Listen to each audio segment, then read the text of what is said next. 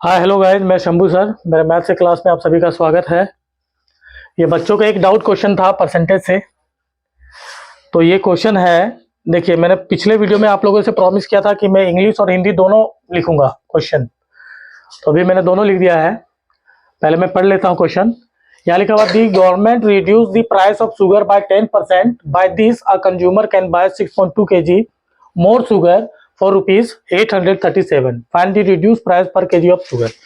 Question में लिखा हुआ है कि सरकार ने क्या किया, चीनी के दाम में 10% की कमी कर दी। तो एक उपभोक्ता क्या करता है, 837 रुपया में 6.2 kg चीनी अधिक खरीदता है। जितना पहले खरीदता होगा 837 रुपया में चीनी, उसके अपेक्षा में अभी जो है चीनी क्या है, 6.2 kg उसको अधिक मिल रहा है इसी पैसे में, है ना। तो आपको चीनी का घटा हुआ मूल्य ज्ञात करना है, ठीक है। तो हम लोग क्या करेंगे, इसको देख लीजिए। मैं इंग्लिश में ही बना दे रहा हूं लेकिन हिंदी में बोलता चलूंगा। इसका क्या है, let the initial value of sugar, है ना।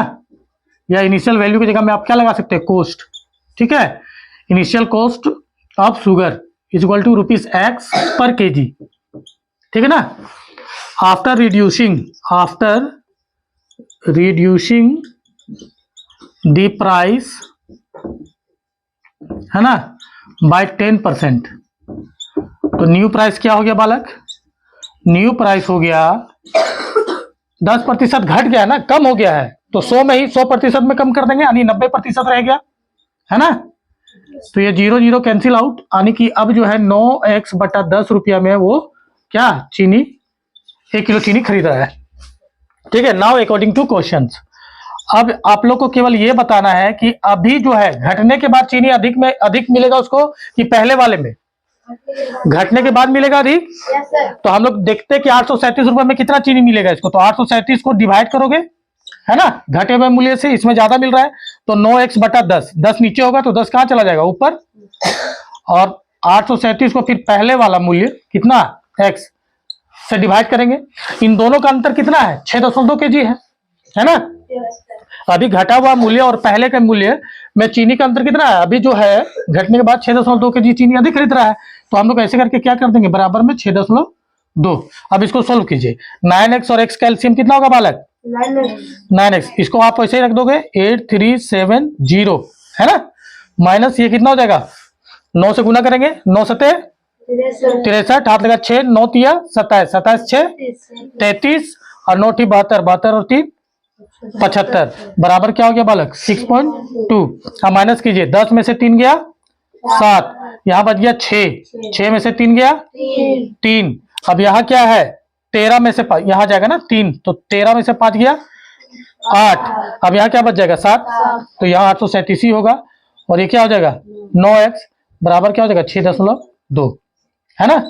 अब जो है अगर इसको हटाते हैं हम लोग तो क्या हो जाएगा, ये अब जो है 837 और 62, देखिए ये इसका एचसीएफ निकालिए, कितने में कटेगा, ये कितने में कट रहा है। मान लो इसको काटते हैं हम लोग, 2 से काट दे रहे हैं, तो ये 31 बार में, और 2 से काटेंगे इसको 5 बार में।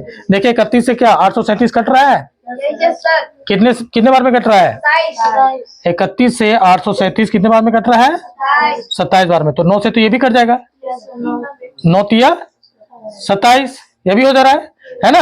अब क्या हो जाएगा, ये देखो, अब मैं यहां बता रहा हूं, ये ऊपर हो गया 3/x बराबर 1/5। तो देयरफॉर x का वैल्यू कितना हो गया 15 रुपया, है ना, 15 रुपया पर केजी।